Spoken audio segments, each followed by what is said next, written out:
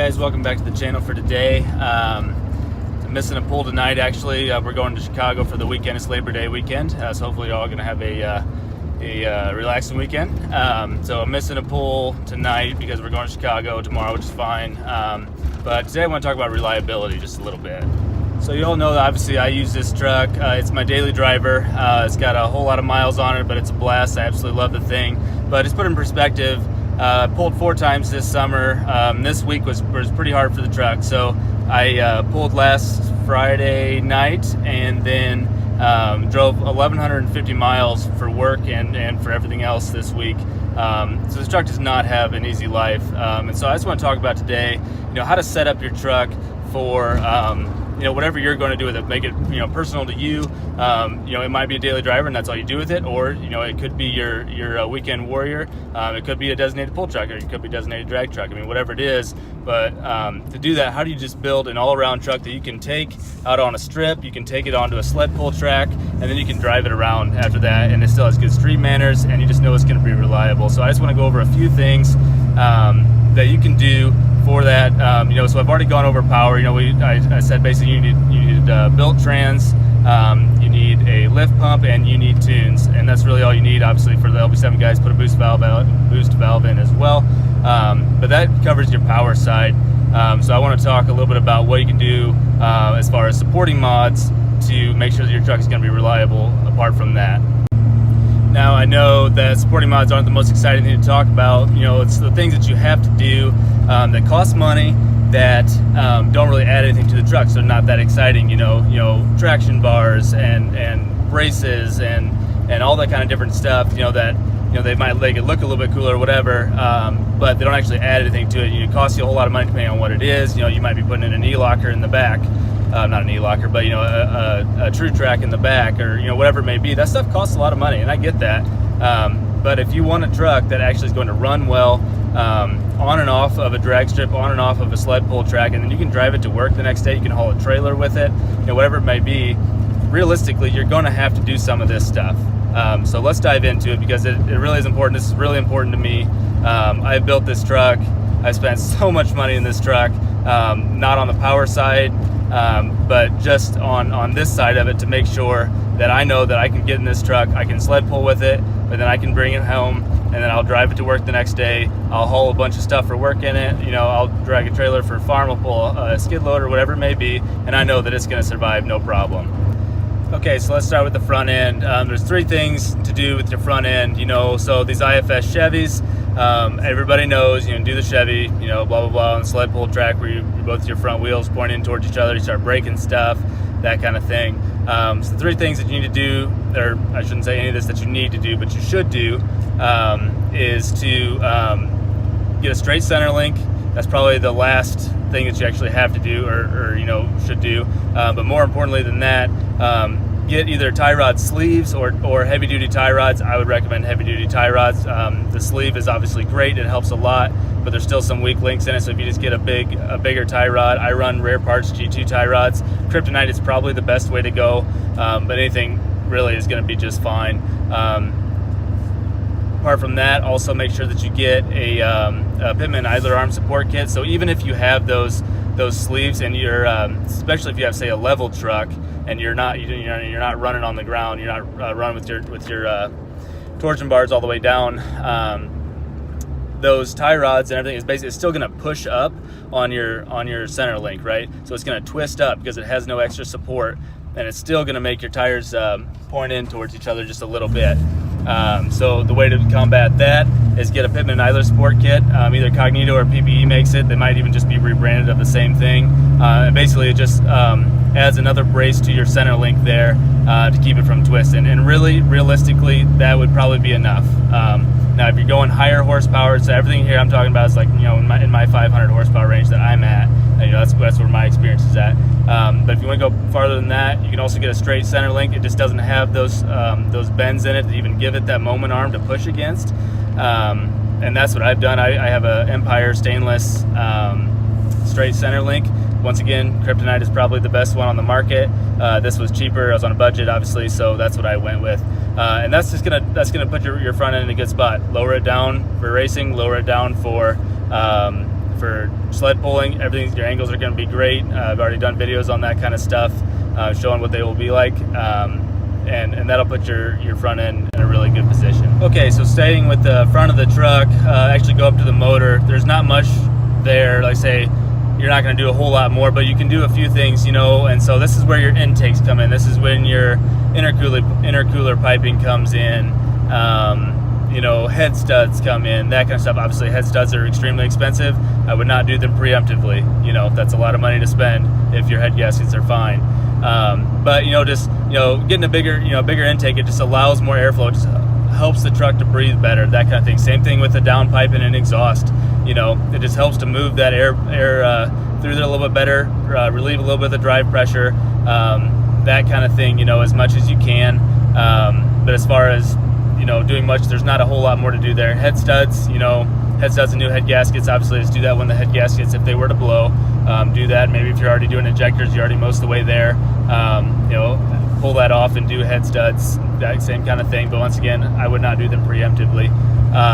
But yeah, so as far as motor, that's really all I would do. That's all I've really got done. I've got some extra things. I've changed up my fuel a little bit and that kind of stuff. I've replaced a bunch of parts to make it look prettier and things like that. But as far as realistically, that's all I've got. I've got cold air intake, hot and cold side piping, Ybridge, 3.5 inch inlet horn, and then 3-inch downpipe and a 5-inch MagnaFlow exhaust, I believe I have.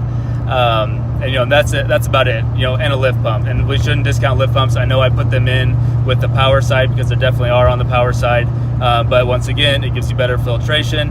I've actually removed my factory filter. You don't have to do that by any means. There's nothing wrong with having another filter in the line. If anything, it's better.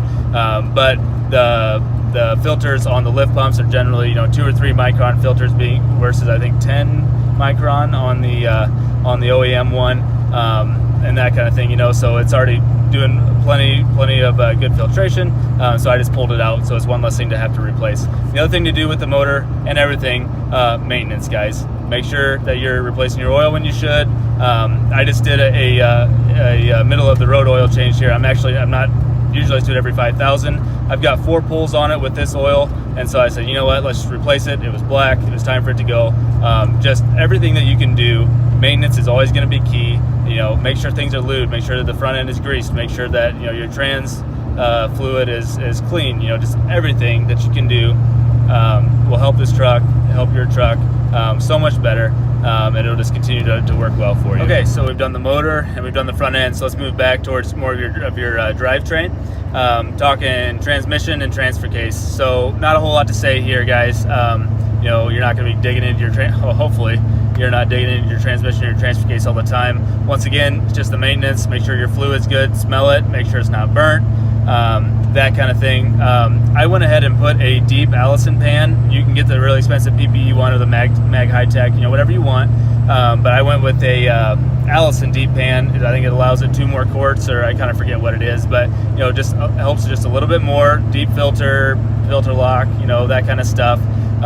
Just to give it, I'm going to be pushing, making it hot. You're pulling with it, you're dragging with it, that kind of stuff. It's going to get really hot during that time. And so anything you can do to help that. Same thing, make sure that your trans cooler and all of it, I guess your whole cooling stack is clean. Make sure that it's functioning correctly, flowing correctly. And the same thing with the transfer case. Transfer cases generally aren't known for blowing out that often. They're almost built more than the transmissions are as far as the size of the shafts and that kind of stuff that go through it. But same thing with that there. These trucks are they're notorious for having pump rub. So if you're pulling it apart or have the ability to pull it apart, put a pump rub kit in there, preventative maintenance. Just make sure that nothing's going to happen there, because if you do end up going to a track or a sled pull track and your transfer case is empty and you run it down that, you're going to just destroy that thing. Your shift forks are aluminum. They're rub-it-on steel. They're supposed to have a little liner in there with it, a little poly liner in there to help that out. But if as soon as that gets dry, that's going to get torn up and the aluminum's gone, and it's going to cost you $800, $1,000 to get all that rebuilt. So once again, it's less of supporting mods here, but more maintenance. One last thing with that, I also have a transfer case brace just to help with vibration. There are some guys that swear that they just do nothing, that basically all it's going to do is make sure that when it cracks, you're going to be holding half of it with the brace. But it's $150. If it does have any help, I want to have it. You know, just that kind of stuff. Beef it up every single place that you can. So moving on from there, go to the rear end. Biggest thing here, traction bars. Putting any kind of power to the ground. I've already done a video on this. Get a set of traction bars. You don't have to get the $1,000 one-up off-road bars. They look sick. Don't get me wrong. I would love a set. Even, you know, I've got $700 some HSP bars. They look amazing. I love them. They work really well. You know, I built my own set, and those worked fine. Like I say, they weren't great. Once again, I already did a video on that. But you can build your own. You can get Longhorn Fab Shop makes a great set. They're a little bit cheaper. They use Heim joints, but they work really well, and they're one of the best sellers on the market. You know, so just get a set of traction bars for sure if you're going to do any kind of performance with your truck. Limit that axle wrap. Everything back there will be thankful for it. You know, U-joints, that kind of stuff. Make sure if you got greasable U-joints, make sure they stay greased. If you don't have greasable U-joints, that's fine too. That's what I have. Just kind of go under there and wiggle them and make sure that everything is holding solid. Just routinely check over everything on this. Make sure everything's fine. Once you get on the rear end, if you have the money to, put a True Track in the rear end. You know, the G80, if you're putting power to it, it's gonna go out. It will go out. I guarantee you that. They're great. It's a good design, but they will go out. The posi lockup will go out, and you're either going to be stuck with one tire all the time, or you're going to be stuck with a straight axle all the time. You know, so either way, that's not great. If you can put a True Track in preemptively, that's great. Or wait till it goes out. That's fine too. You know, it's not like it's gonna destroy the truck generally if it goes out. You know, it just won't be fun to drive for a little bit. But True Track is also great. And then I put a PPE rear diff cover on. Once again, it's a little bit higher capacity. I think Gail Banks is actually talking about how maybe they're not actually any better right now. Who knows? Once again, it's not that expensive. It is more of a pretty part than anything, which is kind of why I have it. But they look cool, and you know, it's a little bit more capacity, better cooling fins, etc. So why not if you can? Yeah. So I mean, guys, this is just you know how this is. You know how this industry is. Everything about this is about finding the weak link of your truck. On the sled pull track, that's exactly what it's about. The weak link will go out, guaranteed, at some point. You know, it will find it at some point. So everything that you can do to beef it up beforehand is going to help out a ton. You know, the same thing on a drag strip. You know, it's almost worse there because the tires hook up instead of spinning on dirt, so it's a lot more shock loading on your truck. You know, so just anything you can do to build it up is going to help a ton. The front end on these trucks is the big deal. The built trans is already going to have saved you hopefully a whole lot of headache to get you know, down the road. And really, guys, more than anything, we're talking maintenance. Just love this truck like it's your child, right? You know, and it's just do everything you can to make sure that it's happy, make sure it's healthy, listen to it. I mean, you know how it is driving these trucks. As soon as one little thing starts going different, you can feel it, you can hear it, you know something's wrong. Fix it immediately. You know, everything that you can do will keep these trucks on the road, you know. So that's it. I love this thing. I have put it through its paces this summer. I've got 4 or 5 pulls on it. Plan to do at least 1 or 2 more. Got some dirt drags coming up, dyno, everything like that, and knock on wood, it's going to continue to perform the way it has been for me. It's been doing really amazing for me. I couldn't be happier with it. But yeah, so thanks for watching, guys. If you want to, comment below what's the thing that you felt like as far as supporting mods that has helped your truck the most. I'd love to hear about it. Maybe there's something that I haven't done. That would be awesome. And I have barely scratched the surface here. There's a ton more stuff that I've done to this truck, I think, you know, that I haven't talked about just for the length of the video. But yeah, thanks for watching, guys. If you could, please remember to like and subscribe, and keep tuned. We still got some stuff coming up. It's September 1st right now, so harvest is going to start coming in here pretty quick, so I'm going to get busy. But I'm going to try to, if I can, if we get some nights to do it, still go out, have some fun with the truck, and just, you know, enjoy it. I mean, spend the money on these trucks, you might as well be enjoying it, but make sure you're enjoying it safely. So have a great night, guys. Thanks for watching.